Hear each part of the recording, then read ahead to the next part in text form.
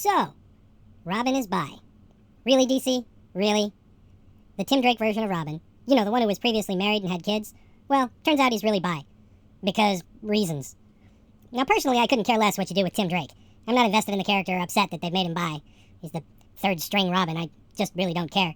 What I find irritating is the fact DC is now making their comics for Polygon and Kotaku, not for the fans. And then they wonder why their issues sit on the shelves. My problem with this is, it's the tokenism. The folks applauding this on Twitter, as if it's some giant win for the LGBTQ community, are ridiculous. This isn't a win.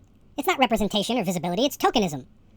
They could have introduced and developed a LGBTQ character with depth and a story arc, but no, instead, they just plaster rainbow flag wallpaper over an existing character as an afterthought. They put about as much consideration into it as they do when they make their Twitter logos rainbow-colored for Pride Month. It's a marketing ploy, and these marketing ploys always go the same way. They get a big bump of attention from the usual suspects of journos at the hate click websites like Kotaku and Polygon. Then, they get another big bump of coverage when they blame the fan backlash on phobias or isms. And eventually the series run fizzles and dies because all the people applauding your virtue signal don't buy comics. Then they attack the fans, or make excuses like, oh, well, it seems there just isn't that much interest in comics anymore.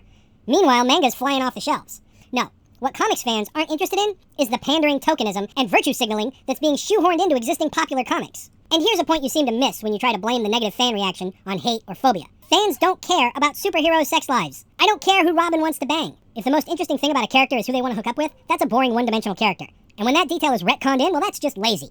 The only time a character's personal life really comes into play is when there's some deep personal tragedy that served as the basis for establishing their motivation, like Batman, or when some villain wants to use it against them by going after their loved ones. It's the Justice League, not Melrose Place. Stop trying to turn superhero comics into soap operas about who's hooking up with who. And stop expecting fans to line up to pat you on the back for your continuing ham-fisted attempts at virtue signaling and tokenism. Thanks for checking out my video, and let me know what you think in the comments down below.